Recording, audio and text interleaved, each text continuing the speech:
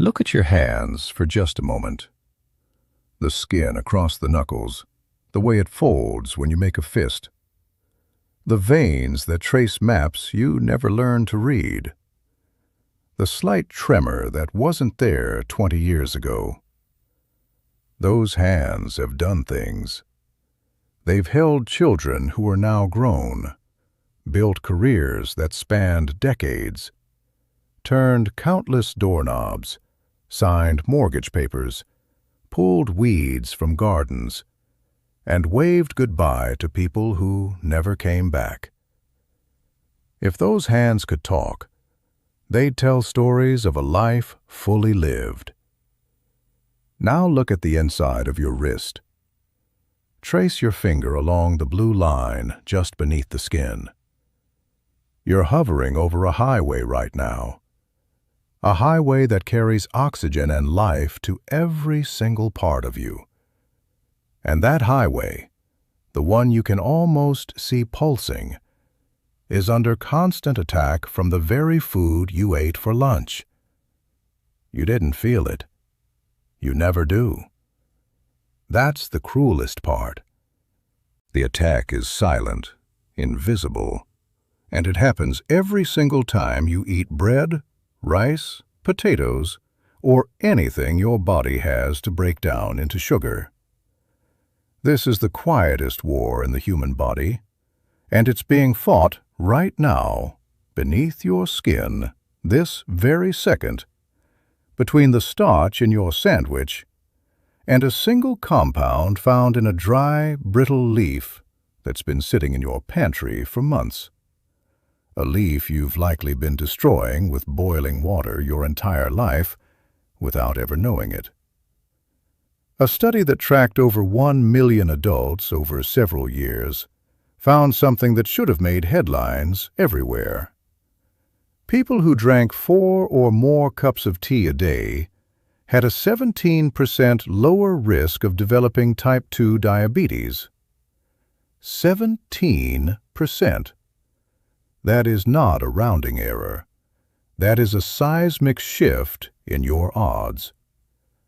But here's the problem that the study didn't spell out clearly enough. Most people are drinking the wrong tea, brewing it the wrong way, or stirring in the very thing that cancels the entire effect. And more importantly, they're completely missing the one tea that works best, not with breakfast, not with lunch, but right before they close their eyes at night. I'm going to walk you through 5 teas that actually have clinical research behind them. Not folklore, not internet hype, not the kind of wellness advice your aunt shares on Facebook. Hard, peer-reviewed data showing measurable effects on both your blood sugar and the health of your arteries. By the time we reach number 1, I promise you, you will be genuinely surprised. The tea you've dismissed your entire life as nothing more than a sleepy time drink turns out to be one of the most powerful tools in your cupboard. But before we get to the teas themselves, I need to explain something. Because if you don't understand the mechanism, you won't believe the results. And I need you to believe this. Not for me, for yourself, for your future self. When you eat a meal, let's say a turkey sandwich on whole wheat bread, your body has to break down that bread into sugar before it can enter your bloodstream. That breakdown is handled by 2 enzymes. Think of them as demolition workers with sledgehammers, smashing complex starches into simple sugars as fast as they can. The faster they work, the more sugar floods your system at once. That flood is what causes the spike, the one that leaves you tired and foggy an hour later, the one that makes you reach for a nap instead of finishing your afternoon, the one that, over years and years, scratches and scours the inner lining of your arteries the way sandpaper wears down wood. Now imagine you could slow those demolition workers down. Not stop them, just slow them enough that the sugar trickles into your blood instead of gushing. That's what the active compounds in tea do. They don't block the process entirely. They just apply gentle, consistent pressure to the brakes. And that difference between a gentle rise and a sharp spike is the difference between an aging body struggling to cope and an aging body managing quite well. It's the difference between waking up rested and crashing by 2 in the afternoon. There's a second mechanism happening along the inner lining of your arteries. That lining is called the endothelium, and I want you to think of it like the non-stick coating on a good frying pan. When it's smooth and intact, blood flows cleanly and easily. But high blood sugar, day after day, creates something called oxidative stress, microscopic wear and tear that pits and scratches that coating. Once it's damaged, that's where plaque begins to cling. That's where arteries begin to stiffen. And that stiffening is what leads to high blood pressure, heart attacks, and strokes. That's how people who eat well and exercise still end up with heart disease. They never saw the micro damage happening over decades. The antioxidants in tea neutralize the very molecules that cause that oxidative stress. They act like a protective sealant, resealing the pan after each meal. It's not a cure, and I will say this more than once, but it is a profound and daily advantage. It's like putting a shield between your lunch and your arteries, and that shield costs almost nothing. The same European study I mentioned earlier, called EPIC Interact, tracked over 340,000 people across 8 countries. They found the same reduction in diabetes risk, 16% across an entirely different population. 2 massive studies, 2 different continents, 1 consistent finding. Tea helps. It doesn't cure, it helps. Now, let's talk about the first of our 5, and I'm going to start with one that's a bit of an underdog. This tea has a reputation that sometimes outpaces the evidence. Number 5 is ginseng, and I want to be completely straight with you about where it helps and where it falls short, because being honest about a supplement's limits is the only way you'll trust me when I tell you something is genuinely powerful. Ginseng has a real, measurable effect on fasting blood sugar. That's your reading first thing in the morning, before you've eaten anything. A comprehensive review that combined 16 separate controlled trials found that ginseng lowered fasting blood sugar by a meaningful amount. Not a dramatic plunge, but a steady, reliable nudge in the right direction. It works through compounds called ginsenosides, which encourage your blood vessels to release a little more nitric oxide. That's the chemical signal that tells your arteries to relax and open up. So you get 2 benefits at once: slightly better insulin signaling and a gentle widening of your blood vessels. You can literally feel that sometimes. A warmth, a sense of ease. But here's where I won't oversell it. When researchers looked at the deeper markers, your HbA1c, which reflects your average blood sugar over 3 months, and your insulin resistance, the combined results didn't show a clear effect. That's exactly why ginseng sits at number 5, not higher. It helps at the front door, but it doesn't yet prove itself everywhere we'd want it to. And there's a practical issue. Not all ginseng is the same. Korean or Asian ginseng is what most studies used. American ginseng has a slightly different makeup. If you go looking, the label matters. There's also an early word of caution. If you're already taking medication to lower your blood sugar, ginseng can add to that effect. That's not a reason to avoid it, but it is a reason to keep your doctor in the loop, so the two don't push your sugar down too far together. That's a real risk, hypoglycemia, and it's not something to take lightly. So that's our number 5, a genuine helper with limits I wanted you to know about. Let's move up to something you almost certainly already have in your cupboard. Number 4 is black tea. And to show you why it earns its place, let me tell you about a man named Frank. He was 64 years old, just retired after a lifetime as an electrician. His hands were calloused, his forearms scarred from years of pulling wire through tight spaces. He was a man who did everything by the book. He kept a small notebook worn soft at the spine, pages yellowing, corners folded.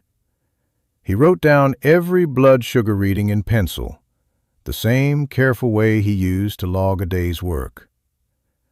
There was one line in that notebook he'd pressed down harder than all the rest. The graphite had actually cut through the paper. "I barely eat anything at lunch, so why does it still climb?" That question haunts a lot of people after 60. And it isn't a moral failure, it's biology. Frank was running into what doctors call the after-meal spike. That surge that happens in the hour or two after you eat even a sensible meal because an aging body clears glucose more slowly than it used to. The insulin just doesn't arrive as quickly as it once did. This is precisely where black tea shines. Remember those enzymes I described, the ones that chop starch into sugar at the gut wall? Black tea is especially rich in compounds called theaflavins, which form when the leaves are fully oxidized. That's what makes the tea dark.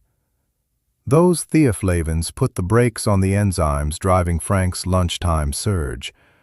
A controlled trial published in 2021 showed that this slowing effect translates into a noticeably gentler rise in blood sugar after a meal.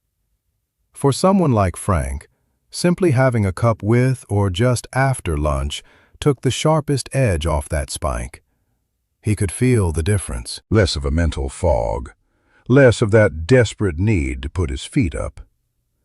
But black tea doesn't stop at blood sugar, and this is what makes it a genuine ally for those of us over 60, because so many of us are watching our blood pressure too. A well-known study had participants drink 3 cups of black tea a day for 6 months. By the end, their blood pressure had come down roughly 2 to 3 points on both the top and bottom numbers. That might not sound like much. Honestly, it sounds modest.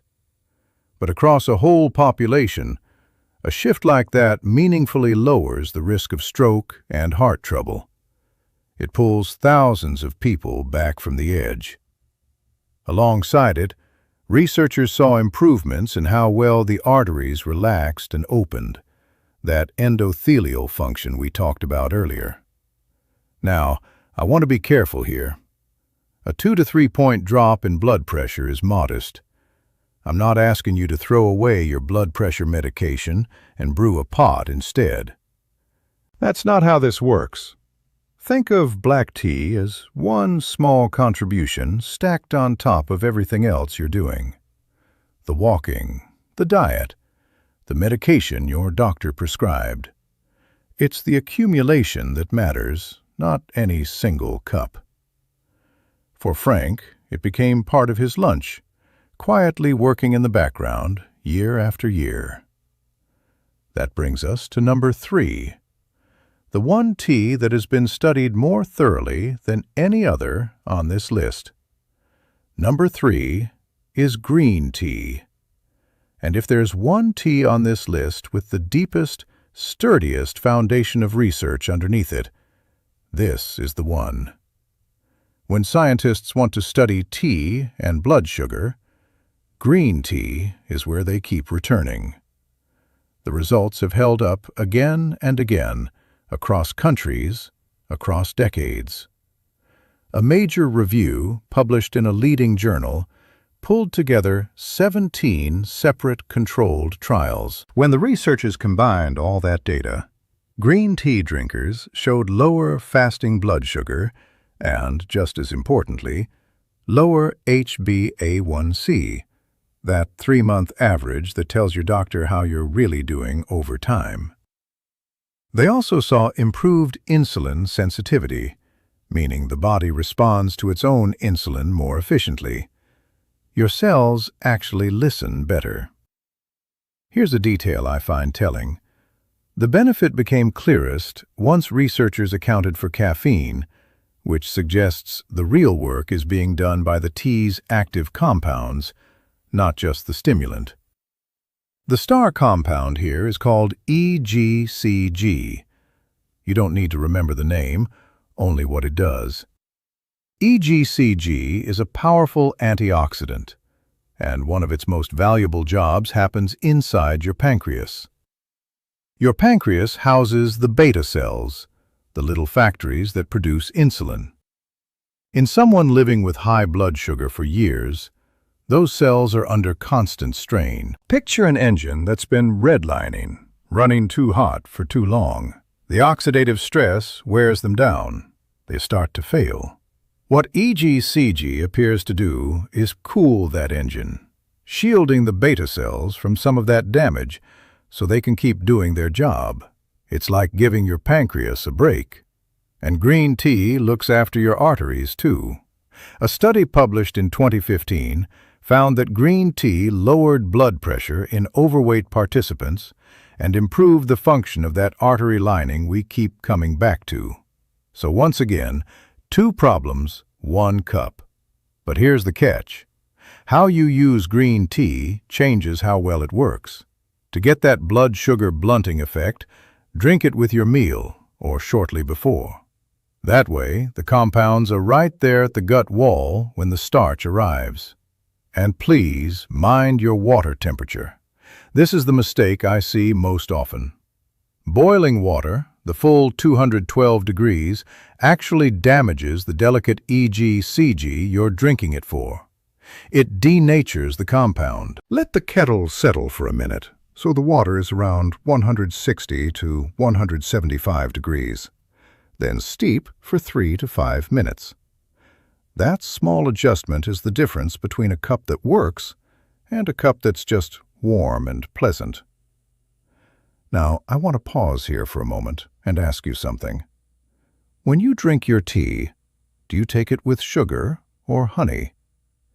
Be honest with yourself. I'm asking for a reason. Because here's the truth. Everything green tea does for you can be undone by what you stir into it. If you're adding sugar, you're canceling the gift. The sugar spikes your blood sugar while the tea tries to slow it. You're effectively tying one hand behind its back. It's like taking a step forward and 2 steps back. So please, if you're going to do this,